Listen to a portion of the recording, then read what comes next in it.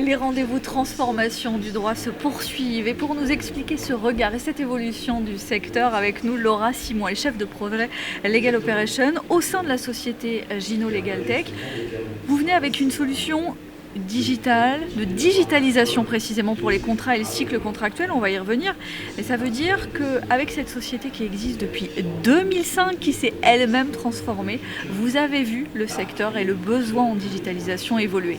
Tout à fait, en fait on était les premiers, les pionniers dans la Legal Tech si vous voulez, et on voit réellement depuis 3 ans que le secteur évolue en réalité.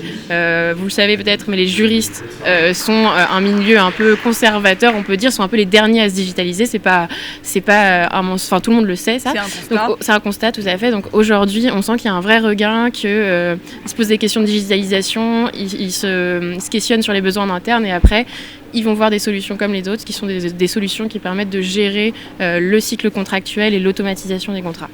Mais pourquoi ça a été si difficile de mettre un pied dans la digitalisation pour ce métier? Vous disiez qu'il est conservateur, c'est un secteur conservateur, mais est-ce que c'est la difficulté autour des données, c'est une prise de conscience, c'est la réglementation? Comment on peut l'expliquer? Je pense qu'il y avait une peur de la digitalisation parce qu'effectivement, comme vous le dites, les données contractuelles sont des données clés qui ont besoin d'être sécurisées. Il y avait une peur de la transmission de ces données, etc. Aujourd'hui, on sait que les solutions comme les nôtres, par exemple, sont très sécurisées, qu'il n'y aura pas de fuite de données, etc.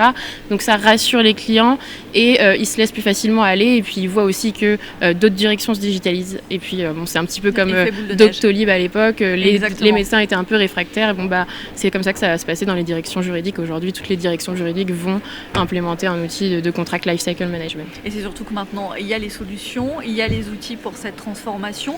Vous vous adressez à qui? Plutôt au cabinet d'avocats, plutôt aux petites entreprises, aux grandes entreprises? Aujourd'hui, on a des clients avocats, direction juridique de petite taille, de grande taille, dans tout type de secteur, que ce soit du privé, du public. Qu'importe, vous vous adaptez selon, voilà, tout à fait. C'est juste votre réponse s'adapte Voilà, en fait, on a une équipe après qui va accompagner le client, qu'il soit de petite taille ou de grande taille. On analyse les besoins et on met en place le système de manière différente chez les clients en fonction de leurs besoins. Certains voudront peut-être juste un pan d'automatisation de contrat et de recherche de leur contrat. D'autres voudront gérer tout le cycle contractuel avec de la validation, de la signature électronique, des alertes. Donc, en fonction du besoin du client, on implémente la solution de façon plus ou moins différente, mais en tout cas, la solution peut servir à tout type d'administration, tout type d'entreprise. Et surtout, l'intérêt de Gino, c'est que l'automatisation des contrats va se passer sur Word. Donc, on peut automatiser tout type de contrat, que ce soit des conditions générales pour, par exemple, des entreprises dans le milieu des assurances ou que ce soit des contrats de prestation de services dans des PME, des entreprises de petite taille, par exemple. Sur Word, donc en 2022, on se dit qu'on est encore à passer par une solution via Word où ça paraît logique ou alors c'est juste parce que c'est le plus simple et donc ce qui va se répandre le plus facilement. Exactement. En fait, aujourd'hui, tous les juristes ont l'habitude de travailler sur Word. Donc nous, on a implémenté Word dans Gino pour que le juriste travaille toujours sur Word mais ait à disposition ce qu'on appelle nous un add-in pour automatiser ses contrats. Comme ça, le juriste reste dans cet outil qui est ultra performant, qui est Word, qui permet de faire une numérotation très facile, de faire une mise en page très carrée. C'est rassurant aussi pour l'intégrer dans son process. Et c'était important qu'on reste sur Word, que le contrat qui soit généré sur Gino puisse être disponible en Word et que les modifications qui puissent être faites puissent être suivies avec le suivi que Word permet, avec le suivi des modifications.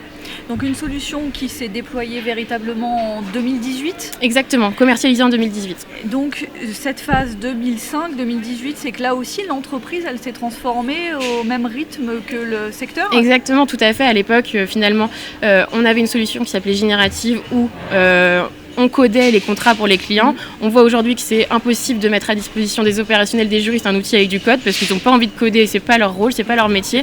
Donc on a développé une solution no-code où les juristes peuvent automatiser eux-mêmes, qui est un outil d'une prise en main. On peut prendre l'outil en main en 3 heures de temps pour l'automatisation pour les contrats. Pour les opérationnels, l'outil on fait des formations de 1 heure maximum.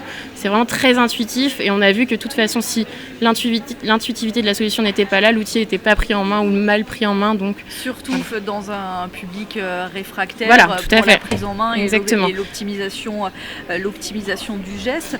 Des rendez-vous comme les transformations du droit, ça veut dire que vous allez chercher de nouveaux adeptes, entre guillemets, vous allez encore prêcher pour le déploiement de ces solutions. Exactement, comme on le disait, on est quand même encore au début de cette digitalisation des directions juridiques. On considère qu'il y a encore une grande marche Je pense qu'aujourd'hui, peut-être que 10% des... Je n'ai pas les chiffres en tête, mais il y a un pourcentage qui est encore faible de directions juridiques, de cabinets d'avocats qui ont des outils de digitalisation.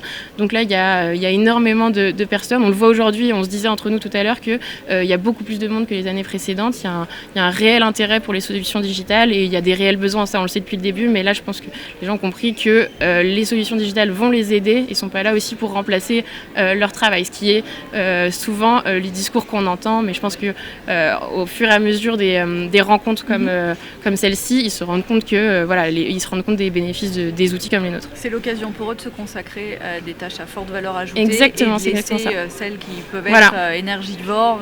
Exactement, c'est ce que permet notamment par exemple une partie de ce qu'on propose, l'automatisation de contrats, pour par exemple des accords de confidentialité qui sont des actes à faible valeur ajoutée. Le juriste a pas réellement d'intérêt à rédiger ce contrat-là. Il va permettre à l'opérationnel d'être autonome et de pouvoir rédiger ce contrat lui-même, tout en sachant derrière que c'est lui qui a fait l'automatisation. Donc le contrat est sécurisé dans son ensemble et la rédaction du contrat est sécurisée.